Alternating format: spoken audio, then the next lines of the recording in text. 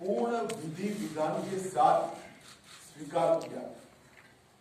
पंडित नेहरू ने 14 अगस्त की रात को अपने निवास पर कई नेताओं की उपस्थिति में सेंगोल स्वीकार कर सत्ता के हस्तांतरण की प्रक्रिया को एक प्रकार से पूरा किया, जिनमें श्री राजेंद्र प्रसाद भी थे, जो बाद में हमारे राष्ट्रपति बने। ये घटना क्यों और कैसे हुई, हम सब जानते हैं कि सन 47 में भारत को आजादी देने का जब निर्णय हुआ, तब लॉर्ड माउंटबेटन को ये प्रक्रिया को निर्विघ्न समाप्त करने के लिए भारत के वाइसरॉय बनाकर भेजा गया। जब ये प्रक्रिया करने का समय आया, तब लॉर्ड माउंटबेटन, क्योंकि इंग्लैंड से आते थे, इनको हमारी सांस्कृतिक और पारंपरिक व्यवस्थाओं की जानकारी नहीं थी। उन्होंने पंडित जवाहरलाल नेहरू जी को ये प्रश्न किया कि ब्रिटिश से भारतीयों के हाथ में सत्ता का हस्तांतरण के प्रतीक के रूप में कौन सा विशिष्ट परंपरागत समारोह का आयोजन किया जाना चाहिए। पंडित जी भी कंफ्यूज थे। उन्होंने थोड़ा समय मांगा और कहा कि मैं साथियों से चर्चा कर आपको इसके बारे में जानकारी दूंगा। पंडित जवाहरलाल नेहरू जी ने चर्चा करने के लिए अपनी पसंदगी बहुत अनुभवी स्वतंत्रता सेनानी, दार्शनिक, भारतीय परंपराओं के जानकार, इतिहास के मर्मज्ञ ऐसे विद्वान सी राजगोपालाचारी पर नियुक्त हुई, जिनको हम राजा जी के नाम से जानते हैं। उन्होंने इस बात को राजा जी के सामने रखा। राजा जी ने अनेक पुराने ग्रंथों का अभ्यास कर, अनेक प्रक्रियाओं को स्टडी कर साम्राज्यों के समय में सत्ता के हस्तांतरण की प्रक्रिया का एक सटीक इतिहास रेखांकित कर इस सेंगोल की प्रक्रिया को चिन्हित किया और पंडित नेहरू को बताया कि हमारे यहाँ हमारी परंपरा में इस सेंगोल के माध्यम से सत्ता के हस्तांतरण की प्रक्रिया को अधिकृत किया गया है। और इस प्रकार ये प्रक्रिया तय हुई और पंडित नेहरू ने पवित्र सेंगोल को तमिलनाडु के अधिनियम से स्वीकार करकर अंग्रेजों से भारतीयों के हाथ में सत्ता के हस्तांतरण को आकार दिया। वो ही क्षण था जब पंडित नेहरू ने सेंगोल को स्वीकार किया, जब हम जिसको स्वतंत्रता कहते हैं, इसका सटीक स्तर। इस अनुष्ठान का उद्देश्य इस तथ्य का स्वीकारीकरण है कि भारत में विदेशी शासन भारत के लोगों के पास एक ऐसी आध्यात्मिक प्रक्रिया से आई जो प्राचीन और भारत की सुदृढ़ परंपरा है। पंडित नेहरू ने इस अनुष्ठान के संपादन के लिए दक्षिण के मठाधिपति को स्वीकार कर आगे चले, जिससे पता चलता है उनका उद्देश्य भारत की भावात्मक एकता और आध्यात्मिक एकीकरण का था। सेंगोल के अर्थ और इतिहास में थोड़े डिटेल में जाते हैं तो सेंगोल का अर्थ बड़ा गहरा है। सेंगोल शब्द तमिल भाषा के सेम्मई शब्द से बना गया है। इसकी व्युत्पत्ति सेम्मई से आती है, जिसका अर्थ और भाव नीति परायणता से एक तमिलनाडु के प्रमुख धार्मिक मठ के महंतों द्वारा इस सेंगोल जो आप अभी देख रहे हैं स्क्रीन पर, ये अभिमंत्रित है। गंगा जल से उसको पवित्र किया गया है। इस पर पवित्र नंदी अपने अटल दृष्टि और स्थिरता के साथ विराजमान है। और ये जो सेंगोल है वो चोला साम्राज्य के समय से, मतलब 8वीं शताब्दी से चली आ रही हमारी अपनी भारतीय सभ्यतागत प्रथा का एक अनुसरण करने के लिए ये प्रथा को बना दिया।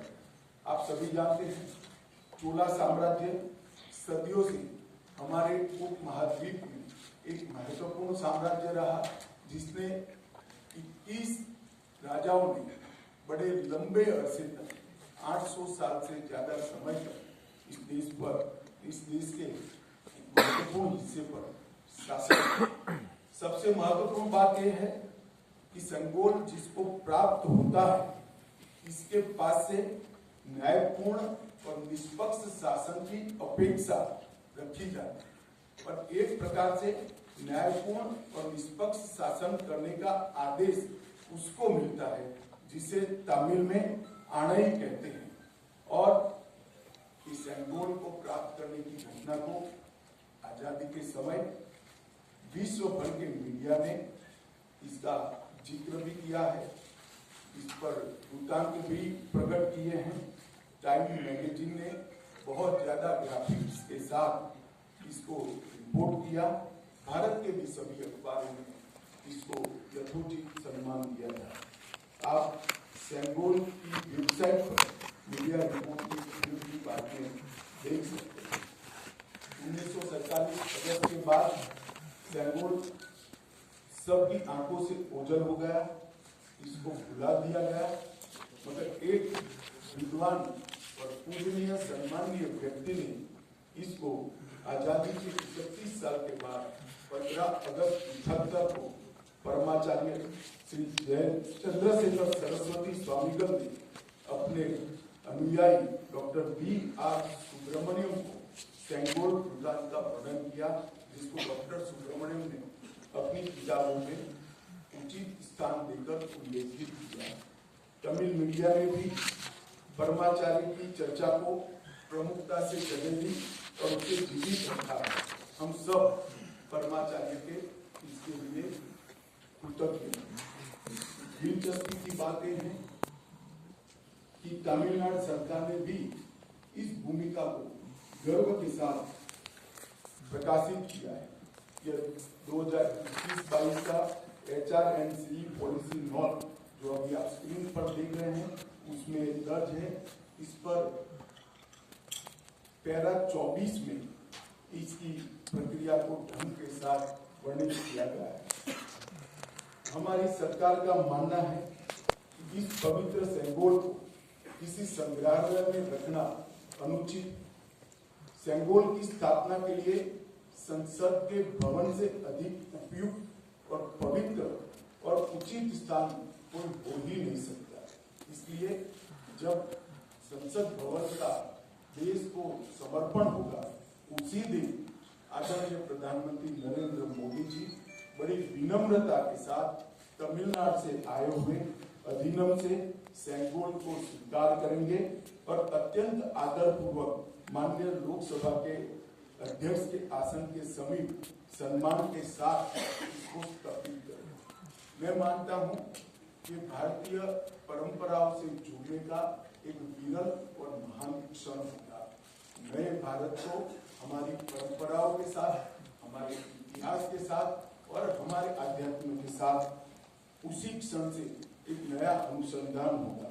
सेंगोल की स्थापना 1947 की भावनाओं को फिर से एक बार अविस्मरणीय बनाएगी। यह सेंगोल जो है असीम आशाएं, अनंत संभावनाएं और एक मजबूत, स्वतंत्र और समृद्ध राष्ट्र के निर्माण का संकल्प है। यह अमृत काल का प्रतिबिंब होगा जो भारत को अपने विश्व में यथोचित स्थान ग्रहण के लिए गौरवशाली क्षण का साक्षी बनेगा। यह ऐतिहासिक योजना अधिनियम के अध्यक्षों से विचार विमर्श कर बनाई गई है। यह सभी 20 अधिनियम के अध्यक्ष इस शुभ अवसर पर उपस्थित रहेंगे, जो प्रधानमंत्री जी को सेंगोल अर्पण करेंगे और इस पवित्र अनुष्ठान की पुनःस्मृति में अपना आशीर्वाद भी प्रदान करेंगे। इसके लिए मैं उनके प्रति आभार व्यक्त करता हूँ। और एक बहुत हर्ष की बात है कि 14 अगस्त 1947 की प्रक्रिया में जो स्वयं उपस्थित थे, वो 96 साल के मुमिंडी बंगारू चेट्टी भी इस कार्यक्रम में सम्मिलित होने वाले हैं। उनका आशीर्वाद भी इस कार्यक्रम को मिलेगा। ये घटना का दूरदर्शन पर दी हुई लिंक से सभी मीडिया के माध्यमों से जीवंत प्रसारण देश भर के दर्शकों के लिए, नागरिकों के लिए भी होगा। और अब हम एक डिटेल फिल्म की पूरी प्रक्रिया पर सांस्कृतिक बात करेंगे।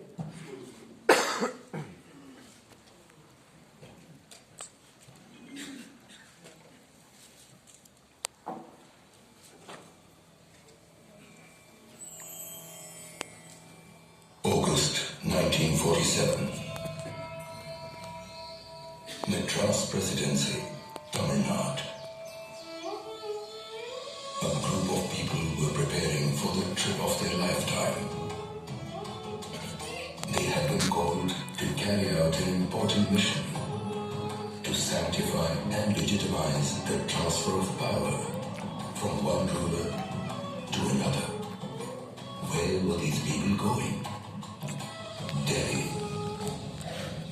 India was getting ready for its freedom, to be rid of the British rulers. After decades of people fighting for self-rule, thousands arrested, killed in action, chasing one goal, Azadi, freedom.